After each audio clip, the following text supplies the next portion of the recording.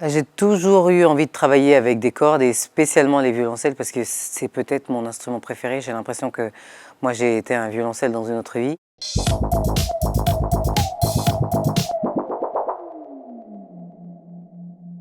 Je m'appelle Imani, je suis chanteuse, compositrice et plein d'autres choses, mais on va s'arrêter là.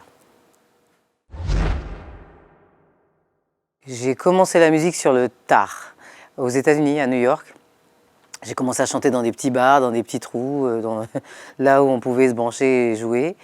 Et ensuite, j'ai recommencé la même chose à Paris, jusqu'à ce que je me fasse signer par un producteur. Et voilà. Mais je l'ai vraiment fait à l'ancienne, quoi, à taper à toutes les portes.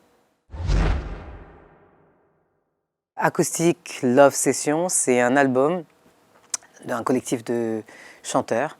Chacun et chacune fait une cover à sa manière. Et c'est acoustique en fait. C'est tout ce qu'il y a de plus organique et dans un monde qui est de plus en plus numérique, c'est une bouffée d'air pur. Et c'est une manière de célébrer les belles voix, les belles chansons et les beaux arrangements. Qu'est-ce qui fait une bonne cover? Il faut que la mélodie elle soit forte. Il faut que les textes, on puisse les défendre. Est-ce que si je lui apporte mon prisme, est-ce que je lui apporte une lecture supplémentaire? Une bonne cover, c'est une cover où il y a plusieurs lectures possibles.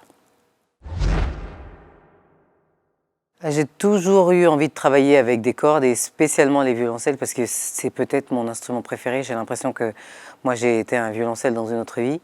C'est un instrument que je comprends, qui me ressemble ou alors à qui je ressemble.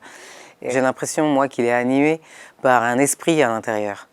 On dirait que, je le trouve extrêmement mystique. Selon comment le musicien utilise l'archet, on a l'impression qu'il y a une petite souris qui peut sortir, ça sonne comme une guitare disto, ça peut sonner comme une, je sais pas moi, une tronçonneuse, comme des chœurs. Si vous croisez certains harmoniques, c'est assez incroyable ce qu'un instrument acoustique et aussi vieux peut produire tout seul.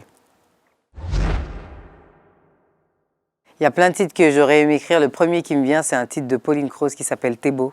La première fois que j'ai entendu cette chanson, j'ai pleuré, pas parce que la chanson a été belle, mais parce que c'était pas moi qui l'avais écrite. T'es beau comme un cri silencieux, vaillant comme un métal précieux, qui se bat pour guérir de ses bleus. C'est comme une rengaine, quelques notes à peine, qui force mon cœur, qui force ma joie quand je pense à toi. Elle a tout, elle a la mélodie, elle a le texte, elle a le cœur. Puis elle se définit pas, mais c'est une grande chanson, pour moi. J'ai l'impression qu'avec la consécration, derrière, il y a la mort. Quand on est à la consécration, après, qu'est-ce qu'on fait? J'ai l'impression qu'il faut chercher à être meilleur, tous les jours un peu mieux, et jusqu'au dernier jour de sa vie. Et la consécration, ça c'est quelque chose qui ne m'intéresse pas, qui m'effraie même.